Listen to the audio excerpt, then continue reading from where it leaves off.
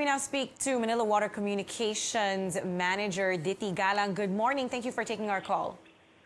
Good morning, Ria, and good morning, and thank you for this opportunity that you're giving Manila Water. Ma'am, ayon po sa Metropolitan Waterworks and Sewerage System, meron namang sapat na supply ng tubig ngayong summer. At ayon din po sa kanila, maaring hindi na maximize ng Manila Water ang tubig na ina-allocate sa inyo na galing sa Angat dahil sa di umano'y leaks sa pipes. What can you say about this, ma'am? Nabanggit kanina ni Administrator Velasco that we are getting 1.6 billion liters of water a day as allocation from Angat. That is correct. But since last year, our production demand has already breached this amount. The highest recorded weekly average production that we had last year, this was in the latter weeks of May, was at 1.641 billion liters a day. So, ibig sabihin nito, it's much more than the 1,600 million liters of water we are getting. As such, we needed to draw from La Mesa already. And as for the systems loss or leaks, currently our non-revenue water is at 11%. It's 11% of our total production, and that in itself is already considered world-class.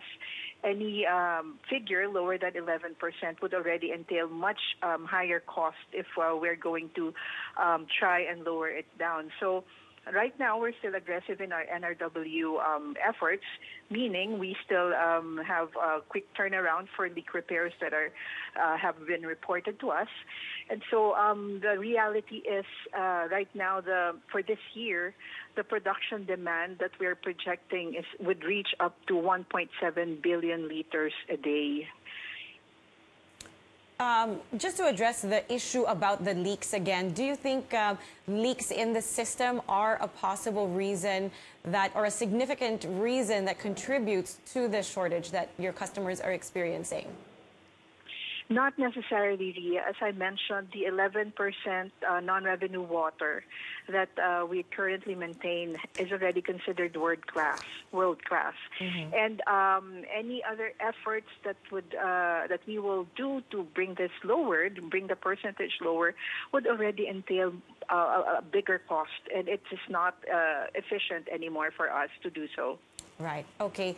Now, there was a statement from Bayan Muna Representative Carlos Zarate.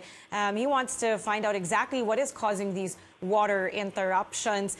Ang sabi niya, hindi po efficient ang serbisyo niyo sa East Zone. What can you say about this?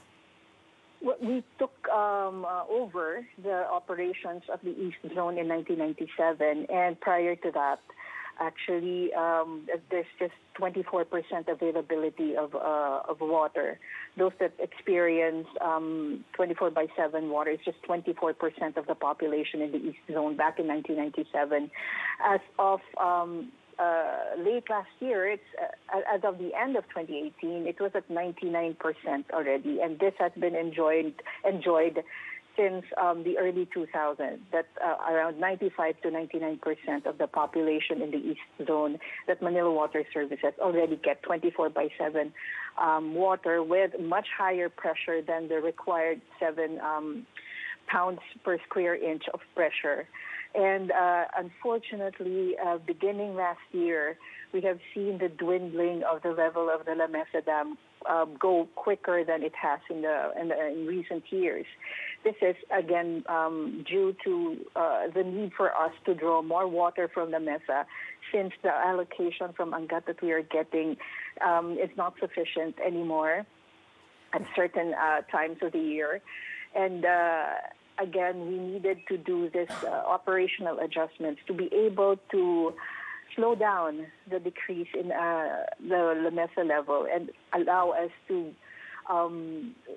tide through the summer months until the rains come. So I can say for sure that our customers would be the first one to say that, yes, we have been very efficient in our operations in the past years, except that for this year and this recent occurrences, it is quite unexpected and unfortunate because of, again, the low level at La Mesa, we have very limited operations. And when we announced that we are going to employ this operational adjustment, we announced this last Monday, the customers, in response, began to store water already, and this created a higher demand than we had expected, than we had projected. Thus, some of our reservoirs were depleted as of middle of this week, and this resulted to the widespread water interruption in areas, specifically in Quezon City, in Mandaluyong, and San Juan and Pasig. But slowly, we are trying to recover the levels in this reservoir. We are trying to manage the supply that we currently get from our treatment plants, and we're distributing this into these reservoirs to avoid the other reservoirs from depleting as well. So, ma'am, you mentioned earlier that the allocation from Angat Dam is really just no longer sufficient excuse me, to supply the East Zone. What is being done to look for or develop other sources of water? We have projects that are already online and are ready to be energized soon, and this would add several million liters of water to our system as well. We are currently developing a treatment plant that would draw water from Laguna Lake.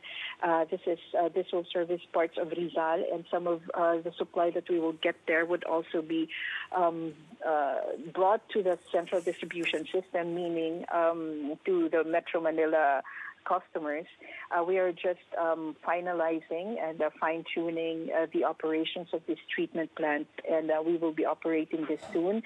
We are also rehabilitating and soon operating some of the deep wells that we have across the East Zone, just to add to the available supply that we can use. When the new treatment plant is open, ma'am, I think Mr. Velasco of MWSS said that would probably be in a matter of weeks. Once that is operational, will your customers be able to go back to normal lives and normal water supply? We are hoping that that would be the case. But right now, since the operation of this treatment plant would be in phases, the first phase would just be enough to augment a little. But since demand is historically higher during summer months, there may still be some deficit in our demand versus supply projections. But this would be a big help. This would be a big help, although we are still not very... We will try. We will try to bring back the experience that the customers had before this operational adjustments. All right. Okay. Thank you very much for your time, ma'am.